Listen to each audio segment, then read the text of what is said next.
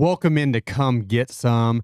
And we're down here at Burke Lakefront on a day where we're excited, for some Guardians baseball in the ALCS, and not too excited for the football weekend that we just had with Ohio State dropping a heartbreaker that we'll get into and talk a little bit about later on in the show. And then obviously the Browns continuing on just like the same thing week after week after week.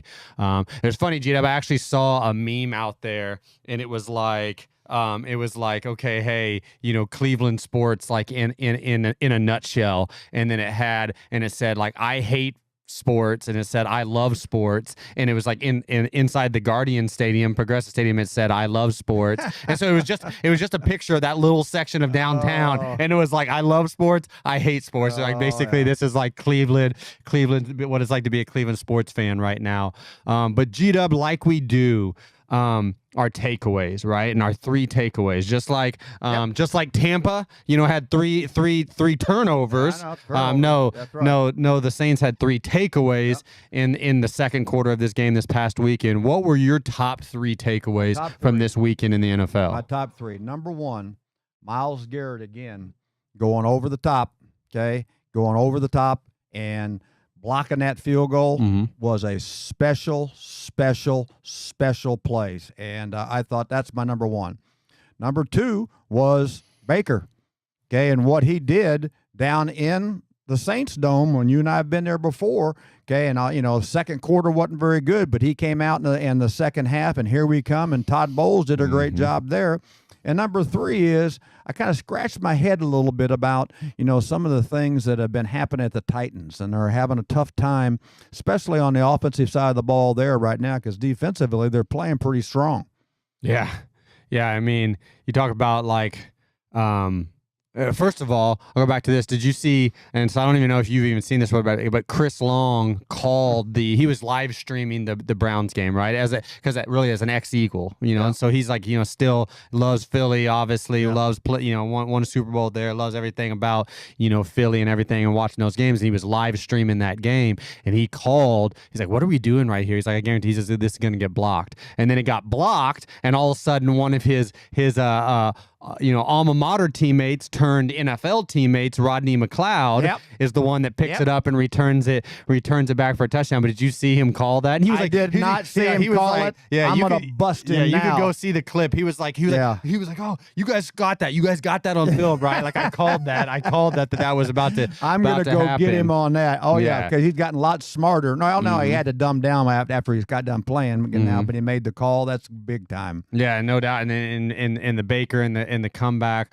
win and all those stats, again, franchise kind of records for points and in yards in the game, and even beyond what Brady was doing there, with that cast. And so they keep making those numbers. And then no doubt about Tennessee and their offensive woes and wasting some of that good defense that's being played there. But still, even with, we look at and we talk about like the offensive woes and how poor Will Levis's stats are and how poor he's playing this year, and they still are all superior to Deshaun's and this offense here, because this offense here is ranked 32 in all categories right now, and in 32 in most seasons. And when you stack them up into other seasons since 2000, over the last 25 seasons, they rank dead last or bottom 5 in most of those categories. I saw a stat out there today that out of the last 658 quarterbacks, Deshaun's down like at number 656.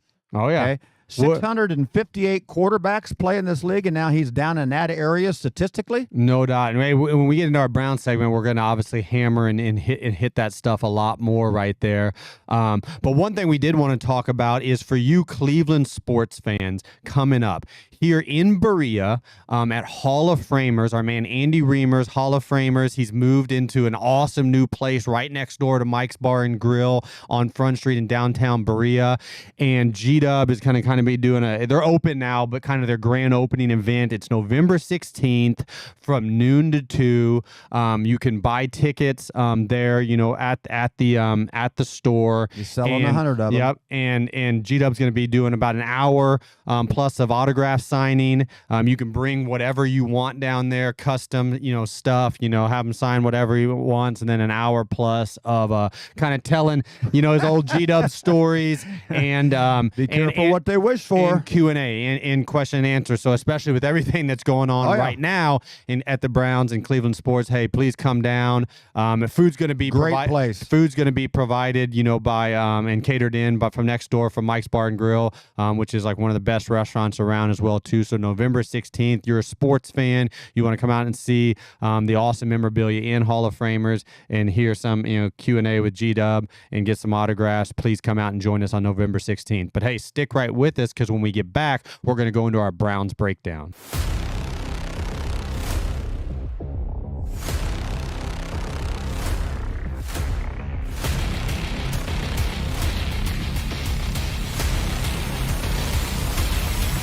Welcome back in to Come Get Some, and this is our Browns breakdown, and no pun intended, but it was one more breakdown by the Browns this past weekend in a game that Philly, at times, tried to give away. They did, frankly, no doubt. But it's just it's a dire situation, right now, like on this situation here in Cleveland. G-Dub, like what were your kind of main takeaways and main thoughts, like going through it and watching the game on Sunday? Big thing is again the tremendous ineptitude on third down. I mean, it's crazy right now, and you see the stat out there right now that it's been 0 for the last 26 third downs that Deshaun has been out there. The one that we finally got a third down conversion was when Winston was out there one time, and to do it yesterday, and that one was just amazing. And then defensively, they're playing dominant. Special teams, I thought the special teams really played well. We missed a kick. I understand that. But their punt placement and making them go the long parts of the field and then obviously scoring a touchdown on special teams, there's a lot of really, really good things going on. And I thought body language-wise, on defense and special teams was really good. And then again, there's still some things body language-wise, with the offense, it's not very good at all. It's just, man, the thing that sticks out to me right now is like, and again, I've said it's the same thing every week right now I see, and it's just devolving, right? It's regressing. But like the accountability on that offense right now is embarrassing. It's real. Like the repetitiveness of having not the right personnel, on the field. It chaps me every time wide receivers not being able to get lined up on who's on the ball, who's off the ball, two people in motion. The quarterback having no wherewithal, right? Which like every starting quarterback in the NFL has the ability to when all that stuff's going on, process it and be like, no, you're supposed to be on the ball. And you're supposed be to be the coach on the and field. See that multiple people are moving when they're not supposed to, and stop and make everybody stand still, and then snap the ball, and then like all the false starts and real talking, like it's not talked out there enough about it, and everybody wants to talk about like the Watson stats and some of these other things, and are they going to bench him? Are they going to fire somebody? Blah blah blah, all that type of stuff out there today. But like the pre-snap fiasco of horrible accountability, that went on yesterday. It cost him the game. It did. Like they are trying to go for it on fourth down to try to get a touchdown to tie it up. Yep. Right? To tie it up. And they have to kick a field goal and keep a one-score game because they physically cannot not freaking false start. I know. I mean, like, it's embarrassing. It's embarrassing. High school teams do better than that. It's embarrassing. And it's from some people that have accountability issues, right? And so I want to get your take on that a little bit, Gita, because I've been around it so much and stuff like that. But like, what do you do, and how do you handle, and like, how would you handle the accountability issues with all of these pre-snap penalties and lackadaisicalness? Well, as you know, with me, every coach, every player, every equipment manager, every trainer, the two words you got to own to be a part of this team that I'm involved with is accountability and availability. You're not going to be available when you're not accountable. And we do that in the meetings, how you sit in a chair. We do that in the locker rooms on how you take care of your locker. We do every single thing from a structured discipline accountability part of it. And right now is they do what they want to do. And I don't care, especially at the receiver position. Not only from the accountability part of it, but drop passes, okay? You're not in professional football to drop passes. I don't care how hard the catch is, okay? You must catch the ball. But the thing on the penalty thing right now is just driving me bananas. And we can be right, wrong, or indifferent. Like, you can say anything. Like, we've all seen G-Dub on Hard Knocks, right? And I was a hard-nosed, in-your-face coach as well too throughout my career, right? And we can say times have changed. You can say like motivations change, all those type of things. At the end of the day, what are you blessing? And one thing I learned from you at a very young age as a kid growing up in your household, and then growing up coaching as well too, is lines of assertive discipline. And that it's always easier to be more of a disciplinarian and a dick up front and draw the line in the sand up front and be like, this is how it's going to be, and police it from, like you said, how you communicate and how you sit in the meeting rooms. And like, if you show up on time or not on the first day of voluntary off season, and all of those little things where G-Dub, I would be like in the guy's face right then and there, because guess what? Like, that's going to bleed over to third down. That's going to bleed over to fourth down when the season's over. And we want to handle it right here now and establish a level. It's always easier to do that up front, and then establish a level of, we all know where we're coming from and where we're at and what the standard is, and that it's not going to be overlooked and it's going to be policed. And then as we now develop a working relationship and trust and love with one another, that we can relax certain things and allow it to be player-led. But if it's not going to be player-led, it's got to be led by somebody. It's got to be led by somebody. And you know what? I want to see the pressure off the field before I ever put you on the field, because it's my choice whether you play or not. I'm going to put you on the field, and all of a sudden it hurts the entire team and organization in the city because you can't handle pressure. I'm going to put you under pressure every single second of every day, so it becomes commonplace. It becomes everybody's on the same page. And again, the word accountability is for everyone. Yeah. Me included. No doubt. And so that's what I'm hoping happens at some stage this season, which is this: the same dynamics that lead to the drop passes and that lead to the pre-snap penalties and stuff like that by people that traditionally maybe wouldn't drop the ball or wouldn't have those. Like, those are the same things that lead to not finishing that block or not playing with the perfect right technique and having just like this incredible crap show on offense right now. And we can't have Einstein's definition of insanity. I was there, you were there. We were in the building for an experiment where we were going to have Deshaun Kaiser roll out and throw 45, 50 times a game. And we were going to pass to set up the run with the Kaisers, Kesslers of the world as if they were Patrick Mahomes. And you can't do it that way. The way you go 0-16 is you go 0-1 every single week without changing a single dynamic on the practice field, on game day, on strategy, anything. And you see, and I keep going back to, you see what they're freaking doing in Green Bay, and you see what they're freaking doing in Pittsburgh. Right?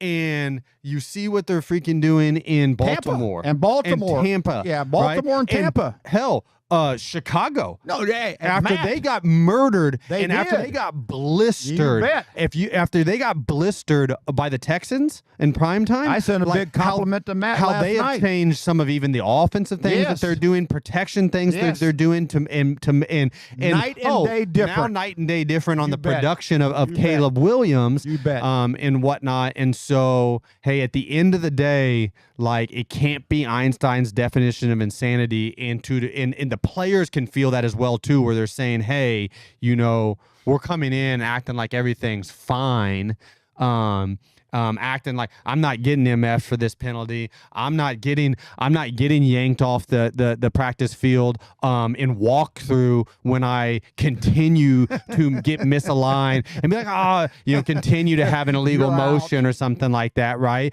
And right, wrong, or indifferent, like, again, there's a lot of different approaches, but G-Dub and I would play the snap in practice every day with 10 people. Yep.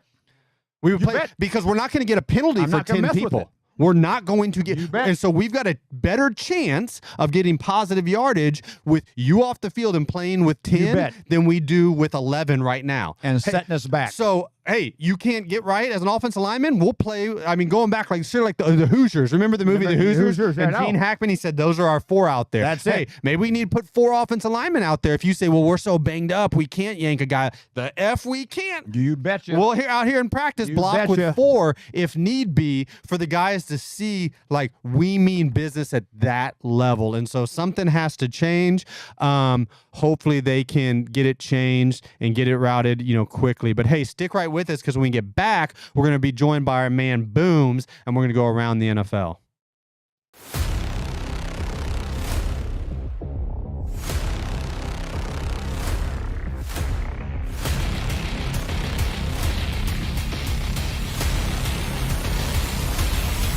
Welcome back in to Come Get Some. And this is our Around the NFL segment, and we're joined in studio by our man Chuck Booms. And it's another crazy, weekend of high-flying games, good football, bad football. Unfortunately, too much of that being played up here, and some over in London. Bad football was at 1 o'clock. I don't think I need to go any further. I can tell you the location. Brotherly love. Now, I would say the bad football started at 9:30 a.m. on the other side of the pond by the only team that the Browns have beat so far this year. The Jags look, just obviously atrocious over there, giving up 5 touchdowns to Caleb Williams. Can I ask you guys, with your great reputations as coaches, how in the hell does Doug Peterson, right? He's won a Super really Bowl. good coach. It seems like a terrific guy. Yeah. As soon as he got his hands on Lawrence, it looked like, look out. There were prognosticators, guys, going into this season saying, watch out for the Jaguars and all this. And now it looks like, he had a guy wide open yesterday streaking down the sidelines. He threw this balloon that must have been 10 yards short. So my question to both you guys as great coaches is, what is it that could happen between a guy that you respect and Doug Peterson and a kid that's obviously got talent, but it's not happening? I'll make it real simple. Yeah. Pressure bust pipes. Oh, wow. And all of a sudden you lose confidence, and you're finding all other kind of ways to make excuses or whatever. Do your job. And again, it's the work you're doing behind the scenes when nobody else is working. I don't know. I have been a very big fan of Trevor's, okay? And also, his college coach and everything. Right now there's things going wrong in his mind that does not let him play the game free. And he has to make sure, stop the pressure, start playing ball. Yeah, no doubt, and like I go back to this, and Kurt Warner has been big on this like all year long, and I completely agree with him. He's like, with the state of the NFL quarterback play / the quarterback development is at a low point right now, probably over the last this millennia, right? At least over the last 25 years, the level of quarterback play is just it's just down, right? And the quarterback development, and he's been trying to do a lot of pieces on why is that? Do our coaches do they not know? Are they not developing them a certain sort of way? Are they not getting developed develop at the lower levels. But I mean, it's interesting. You even see like last night in the up in New York, where I mean, we're still now.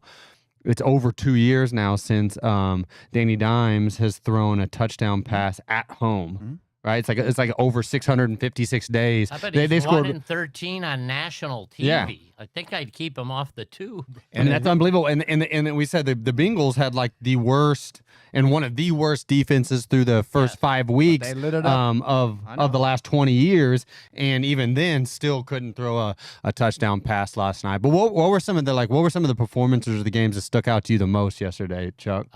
You know, guys, if we don't start with our 2 favorite topics every week, because that's what the whole city's talking about. Joe Flacco again brings I'm so him back. proud of him. He just looks incredible. And I told coaches, he already knew it, but I know a good friend of your guys, Dan Orlovsky.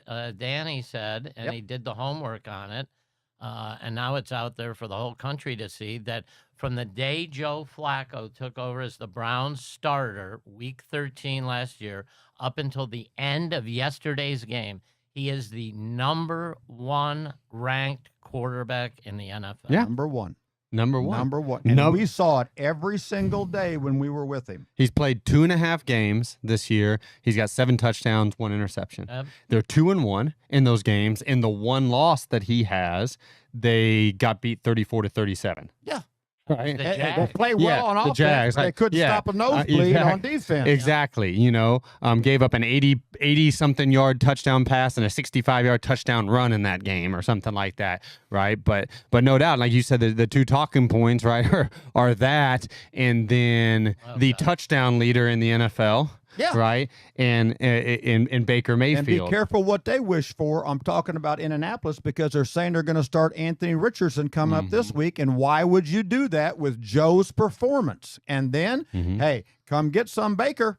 Okay, come get some. How about that? A 50 burger. Oh, yeah. I mean, that was incredible. And the fact that it's 17-0, then the Saints take the lead in the second half. He threw 3 picks, Baker, all in the second quarter, and then went in and got his head straight and came out and absolutely lit it up, 27-0 in points, and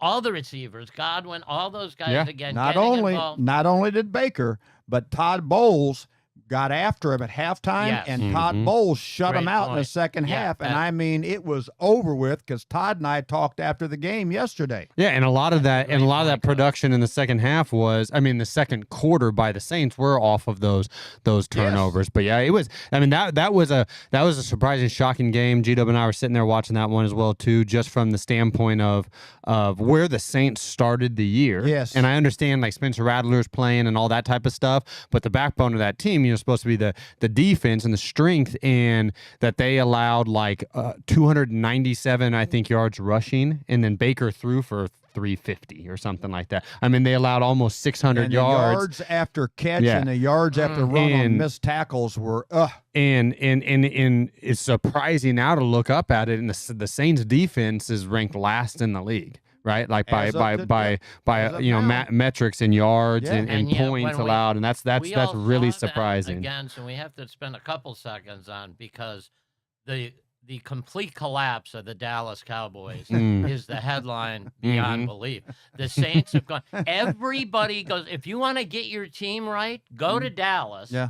And make sure it's in front of Jerry at his stadium. On his birthday. On his birthday. And absolutely crush. They were running Boise State plays. Yeah, you'll Boise love this. State. And I had to the offensive lineman, to the offensive tackle, to Perry Sewell. Sewell. Yeah. I had interaction with the general manager at the Lions and 4 coaches on the Lions staff that I have coached or been on coaching staffs with before, and they were all talking about what a nice flight home it was going to be. You know, the one that obviously we've all seen, and prayers up for the man. Yeah. But Aiden Hutchinson, that was an ugly. I mean, if you saw it on slow mo, it was an ugly compound fracture there. Can't unsee it. Yeah, he stayed there and had surgery. And it'll be interesting to see how that goes down because, like, by far and away, the Aiden Hutchinson's ratio of pressure percentage for the team leads the NFL. I mean, 55% of all quarterback pressures for the Detroit defense this year have come from Aiden Hutchinson, which is like second place is Bosa at 42% of his team, right? And so it'll be interesting to see the way they try to manufacture, you know, and try to account for they're that. They're going to manufacture like this. Hello, Raiders. Hi.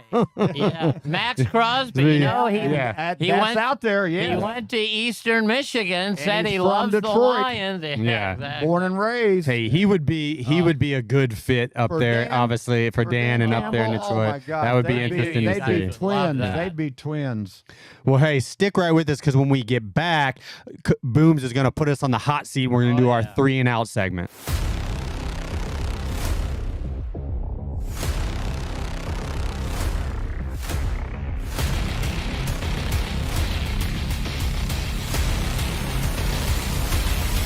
Welcome back into Come Get Some. And this is our popular 3 and Out segment officiated by our man, Chuck Booms. And so I can't wait to see what you got for us this week. This is when the top coaches right here get go. put on the hot love seat. it. They I have love it. never seen the question. No. They don't know what's coming. And here we go. Blake, keeping with the injury you just brought up, with the gruesome injury to Aiden Hutchinson, who is the better fit to replace him? We just mentioned Max. They are also mentioning Myles Garrett. Does Cleveland bail and make a move? We brought up Hassan Reddick, or is there somebody else that's caught your attention? Yeah, I mean, I think if you were talking about those people and kind of looking throughout the league, Max Crosby would definitely be the best replacement for Aiden Hutchinson in the short time. Like him, he come in and do that like immediately and now, right? In that defense, play the similar thing. And if that actually came to fruition, that would be though like when Aiden gets back healthy, like say like next year and going forward, like that would that would be unblockable That at would times. be big time. How big and long and athletic, you know, and bendy, but also powerful both of those two dudes are on the edge. I mean, those would be by far and away the two best bookend edges And you did in a the great league. job scouting those coming out when you were a D-line coach. And No they doubt. could both light it up. But it'd definitely be Max Crosby. And I think that they have to do something, you guys, and make a move because how about that division? Yeah. Every It team has is. a winning record. Yeah. And the kid that we were all a little iffy on, I'm still a little iffy because I was with you on the Daniels kid, but you got to give it up to the number 1 pick yesterday for the Bears. played well. Too. He Yeah. played well. All right, He did. Coach, this is for you. What tells us, the collective us out here, what tells us more about the true state of the Cleveland Browns? Getting blown out by a dreadful Cowboy team at home with their home opener, or barely beating a garbage Jacksonville team for their only win on the road? What tells us more? Well, I will tell you this. Every day is a new game. Every day is a new environment. Every single game, it's changing. But, you know, the big thing is that the fact they got a win out of it, and I was very happy with it, but the Jacksonville, as you see how Jacksonville playing. And again, Dallas has had their ups and downs and all that type of stuff. But I was very proud of the Browns doing what they needed to do for Jacksonville. And right now is, you know, I think Doug Peterson's a really good coach. But there's people talking about maybe they don't come back unless they win. We'll see. Yeah, and by the way, it's never a good idea to get your rear ends kicked in London. Because that's a long flight back, and a lot of guys have lost their gig. They showed a long list today of everybody on the way back from London. The coach of the Dolphins. Well, it just happened to the Jets coach. Robert, Okie doke. Here we go. This is hard to say. Cincinnati, Baltimore, or the Chargers. Okay, this is for both you guys. Are all up next. And they're all at home. Cincy, Baltimore, Chargers. How many wins, both coaches, how many wins will they have? 1, 2, 3, or none? Blake, we'll start with you. None. unless they change, like make some big changes, but I don't see them beating any of those teams. These three, Coach, are better teams than the three they just lost to. They are. And they're very well coached on how they're doing it, and the structure and the culture is big. But I'm going to say one. They'll find a way to get it done somehow, some way, but I'll say one.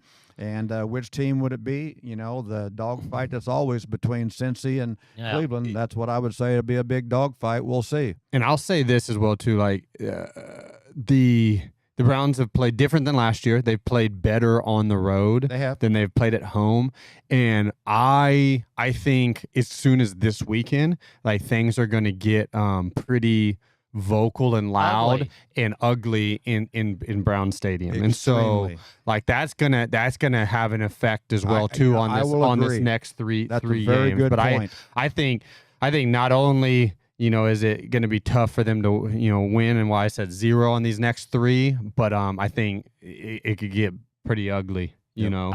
I agree. And Coach was saying before the show started, he's already seeing things out there and the murmurs of this is now a very angry city that was not too many months ago really joyful. Last one for both of you. With Flacco, Baker, and Kareem Hunt all playing great football, and I mean great, I think all of the blame for these guys not being in Cleveland Brown uniforms falls 100% on Andrew Berry. That's my opinion. Now I turn it over to you guys. Tell me if I'm wrong. I would say you're wrong on that. Okay. I think each one has its own thing, right? Yeah. And at the end of the day, like Andrew, you sit at the top, right, of that totem pole, and you got control of the 53, but he's not making decisions like completely unilaterally. I think all 3 of those situations were different as well too. I think with Baker and then with Kareem, right, wrong, or indifferent, there were some things behind the scenes as well too, that led to them, right, like not being here. But I'm saying from their own volition, right, like whether it be whatever stuff. The Flacco thing, like we all kind of know where that thing was at and why that thing was, right? That's more of I think a Deshaun thing and that bet thing. But you know what? Like, the thing about it is let's be honest, right? Like, if Baker's Baker, but if Flacco was here, Flacco wouldn't be playing, just like Jameis isn't playing. Right, and the noise would be louder. And Kareem Hunt wouldn't be playing the way he's playing right now at Kansas City, right? Like, behind what's going on with this offense and this offensive line right now. And so I think that you got to put that into perspective as well too, right? And I think we got to be cautious as well too of, like, even a healthy Nick Chubb, right? Like, I don't know that is playing, you know, behind this offensive line. And what I would say is I think it's a collaboration. I think that they all, you know, I think there's some very strong, good coach, good, a GM, all that, good owner, all that kind of stuff going on. But they've already admitted about how they talk together. They come to it together. They live with it together. I do believe it's a collaboration. I do believe that there's pressures, you know, from ownership and salary cap and all that things go on. But those are decisions that are made way before it ever came about. But I think it's a collaboration. So does that mean that Browns fans are trapped in a place none of us want to be? And I've seen the collaboration thing at work and other jobs I've had. And what that is called is groupthink. And groupthink can be death, because what happens with groupthink is no one ends up being accountable. Yeah. Because they go, well, we all kind of thought the same. To which the fans say, well, good, then you can all go. But the owner's not going anywhere. And some of these other people you showed you have a good dictionary in mind, because you got another definition of groupthink and collaboration. I thought that's pretty cool. But yes, that's exactly it. And you hit the nail on the head of, like, accountability there. And at the end of the day, like, we couldn't cry over as much as we want to, and we can point to, like, like, these other people, shoulda, woulda, coulda, like, been here, right? It's like the people that are here currently right now need to be held accountable. Yes. And they need to perform. Like the amount, and it ain't even just a this year problem, but the wide receivers not being able to get lined up, not being consistently for years, hands on backwards, not being able to get set, and therefore getting pre-snap penalties. The offensive line pre and during snap, snap penalties as well too. All of those things that this just keep getting Einstein definition of sanity, like blessed, right? Like are still happening.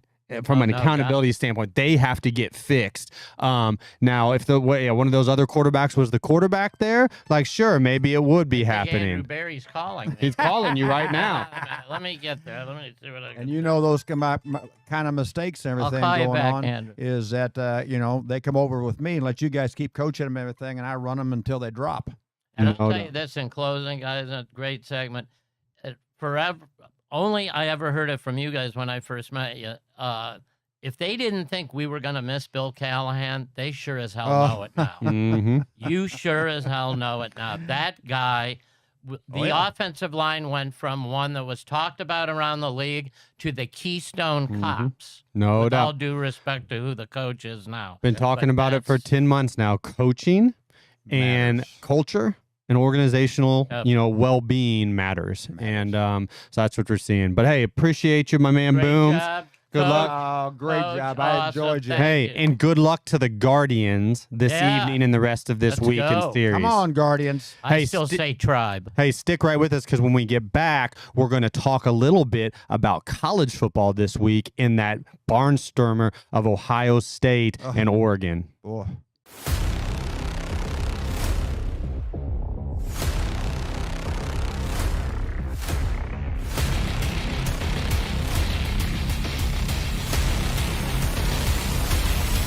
Welcome back into Come Get Some, and this is where we're going to talk about the Oregon and Ohio State game, a little bit, right? And then we're going to get into talking about in this segment a little bit more about like play, especially the end of game play, which has been so poor. I feel like at the major levels, especially the NFL, like this year, on like what are we doing at the end of the game, and certain people not comprehending. And then you obviously saw this crop up in this game as well too. But where I want to start it with in this game is obviously, like, we all know what happened at the end of the game with Will Howard and in the offense, right, at Ohio State, right? And so, Will Howard scrambling at the end, sliding down, like time running out, and we're still one timeout left on the clock starting, and him not realizing the clock had started, and the coaches not realizing that, not taking the timeout, after the push off, by Jeremiah Smith, and then Will on the one that he decided to scramble. I mean, he had Smith, in the flat for the quick flat and get out of bounds. That would have put him about the 30. Should have been out of his hand. It would have put him at about the 32 or 31 yard line for a 49, 50 yard kick. Sort of situation. And so, it was bad. But the one I wanted to talk about was Dan Lanning. And so if we could put this up on the screen. So you remember about 4 or 5 weeks ago on this show, we were sitting here with Booms and we were talking about what happened with when there was like Dan Campbell and the mistake where they had like 15 guys or 14 guys on the field. Maybe it was 13 guys on the field or something like that. And I made the joke about, hey, he was just running the Polish defense. And you learned that when I was telling Booms about the Polish defense was a thing, and people are like, "Are you serious?" And so this is a page from the '93 Houston Oilers playbook. That is it. G-Dub as a DB coach and special teams coordinator, and it was the first time that Buddy had a real playbook like that year. Like, he had never had one, and I had to draw it all up. Not some just Xerox, like hand scribbled, hand drawn, with a pen, sort of thing, but done on a typewriter and done with the stamps and stuff like that. And so G-Dub had to sit there, and G-Dub types on his type. he would type on the type. You used to come in and pester me. I was a kid, and I would watch him sit there and go, and he'd be like, MFer, you know, because of having to rip the page out, right? Because there's no backspace, you know, having to use whiteout and all stuff like that with an old typewriter. But this is the 93 Houston Oilers defensive playbook. That's it. And this is the Polish goal line, the Polish defense. And so the theory behind this, and you can see kind of on the bottom of the screen right here, hey, the opponent is inside the 5-yard line going in to score. There is less than 15 seconds left. We want to stop the offense from scoring. So we're going to put 15 dudes. We're going to put extra dudes out there, and we want to stop them from scoring. We want to waste time. Yeah, we know it's going to go half the distance to the goal, stuff, or 5 yards, you know, whatever it is. But we're just trying to waste time so that we eliminate the variance and volatility. We reduce it to a one last play that we have to defend sort of situation where there's no way you're going to get a touchdown. We're not going to allow you to get a touchdown. Resetting the clock. Right? You got it. The clock is running, you know, and you see these things that happen in football, right? In fact, I remember back to 2012, I believe it was 2012, with Vic Fangio doing it as the defensive coordinator, different than this, but as the defensive coordinator at the 49ers with Harbaugh. He did. And they had to kind of change the rule where it got all that press, right, where they tackled everybody right at the snap. That's what they did. They just grabbed and tackled and mauled and you know, everybody, and the quarterback scrambling around, wasting all this time, throws the ball away, and all of a sudden now, like they weren't able to get points there at the end of the half, or they had to, you know, attempt a field goal instead of attempt a touchdown or something like that, you know, sort of situation. But that's what Dan Lanning, who's, you know, has spent a ton of time with us through the years. A lot of time in our meetings. He comes from the same little small town in Missouri as G-Dub and I. So we've known him since he was a college player at William Jewell College, and then started out his coaching career. And he was a high school coach up there in Missouri, coming to the Richmond, Missouri. Coming to the Gregg Williams Classic in your coaching clinic up there every summer. Then as he made the rise up through the ranks in college ball, would always spend the summer, you know, a week or two during OTAs and training camp with us. In fact, for the Browns fans out there, that's how we got Jannard Avery. That's how I was the linebacker coach here. He recruited Jannard Avery at the University of Memphis and was his position coach, and we had talked, you know, about him for years and whatnot. And that's how we got him, you know, here, and knew that he'd be a fit, you know, here in our scheme and our culture for us here. But that's what he did, is he waited till the last second. He threw the 12th guy on the field, you know, said, hey, match up right here. We're going to waste this time down. Did a great job.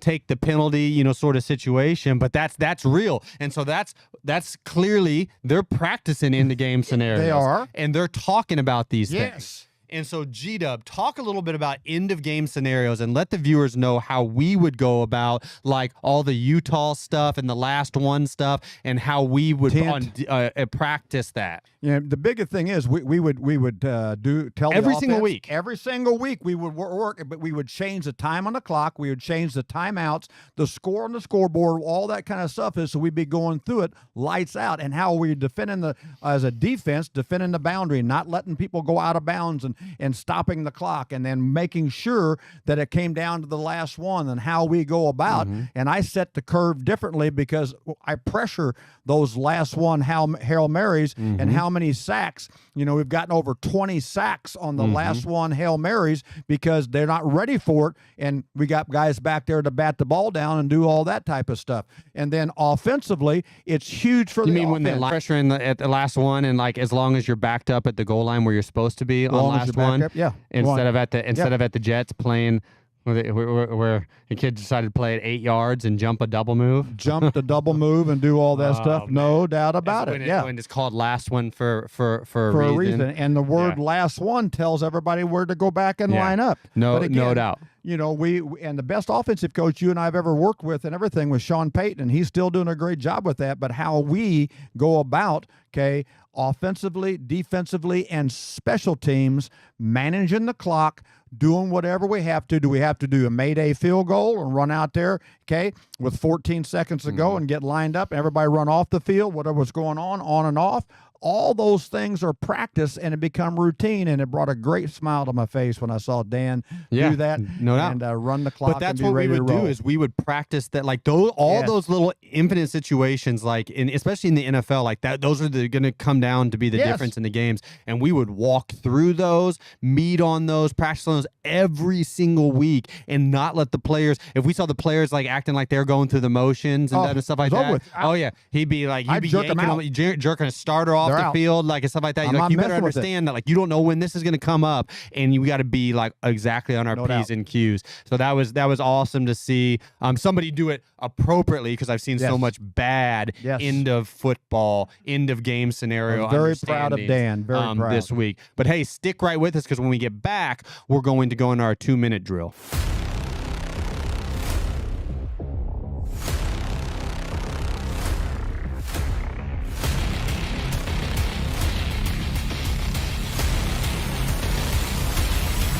Welcome back into Come Get Some, and this is our 2-minute drill.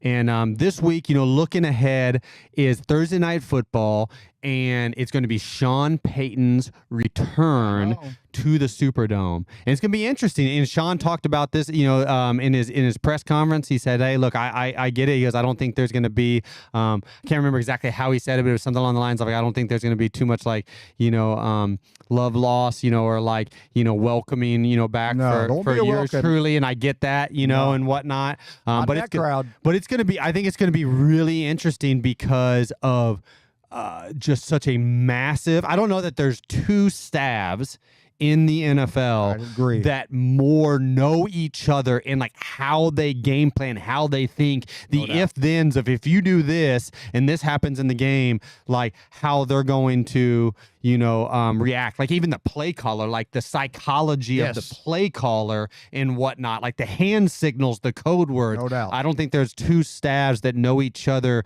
and two coaches, and one's the offensive play caller and one head coach is the defensive play caller, and they know each other so well. I think it's gonna be an awesome chess match, and so it'll be interesting to see. But hey, tune in if you're here in Northeast Ohio. Join us at the Grotto at the Barley House to be able to watch Thursday Night Football this week. But also, hey, November 16th again at Hall of Framers on Front Street in Berea. November 16th. Please join G-Dub and I, Andrew Reimers, and Mike's Bar and Grill for the kind of grand opening type event out there at Hall of Framers. We'll see you there. And G-Dub, send us out like you do. When you come out to that Hall of Framers, get ready to go. Ready, break? Come get some!